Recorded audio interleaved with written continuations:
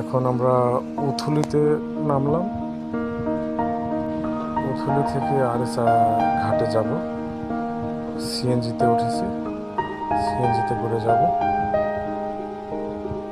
আমার ছেলে শশী, শাহরিয়ার শাম শশী, সে খুব আনন্দিত, অনেক মজায় আছে। সে বাড়িতে ঈদ করবে।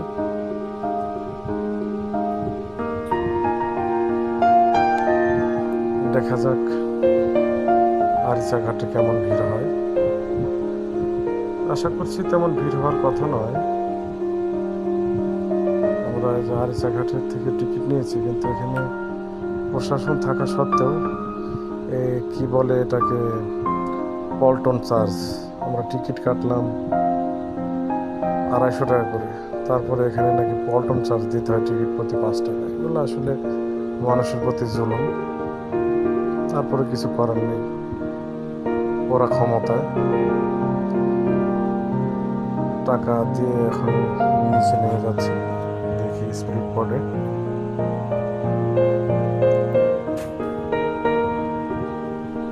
খুব বেশি একটা ভিড় নেই, অল্প কিছু মানুষ।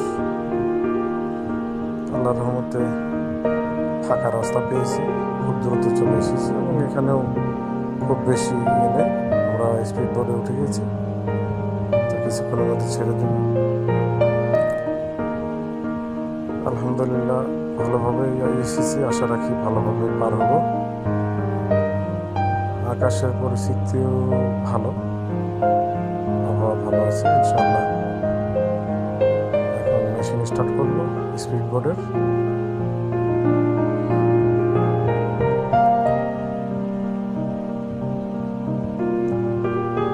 তো এখন আল্লাহর রহমতে স্পিড বাড়িয়ে দিয়েছে।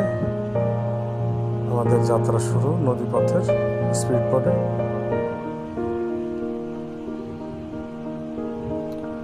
এর পূর্বে অবশ্য আমি নদী পার হয়েছি ঈদে, তখন 200 টাকা নিয়েছি, কিন্তু এবার 250 টাকা।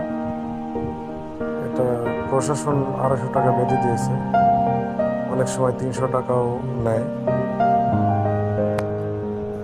তো আসলে এবার এই দিক দিয়ে আসার উদ্দেশ্য হচ্ছে যানজটহীন যাতায়াতের জন্য।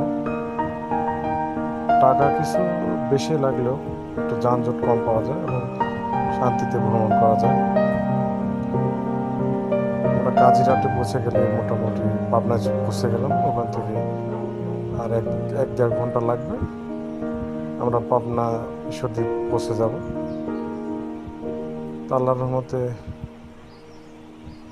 ভালোভাবেই যাচ্ছি। নদীতে পানি খুব একটা নেই, চর পড়েছে চারিদিকে। আমার ছেলে এর এই লং জার্নি স্পিড বোটে এই প্রথম, এর আগে এত লং জার্নি করে নাই স্পিড বোটে। গ্রিন ভ্যালি পার্কে স্পিড বোটে চড়েছিল, কিন্তু এত লং জার্নি করে নাই। সে খুবই আনন্দিত। এখানে আরিচা টু কাজিরহাট পার হতে স্পিড বোটে সময় লাগে প্রায় 19 থেকে 20 মিনিট। দেখা যাক, আল্লাহর রহমতে আমরা আমাদের পথে এগিয়ে যাচ্ছি। আসলে মনোমুগ্ধকর পরিবেশ, ঠান্ডা বাতাস, পানির খেলা। আলহামদুলিল্লাহ আমরা মোটামুটি কাজিরহাটের পার হয়ে এখন আমরা ঈশ্বরদীতে চলে এসেছি।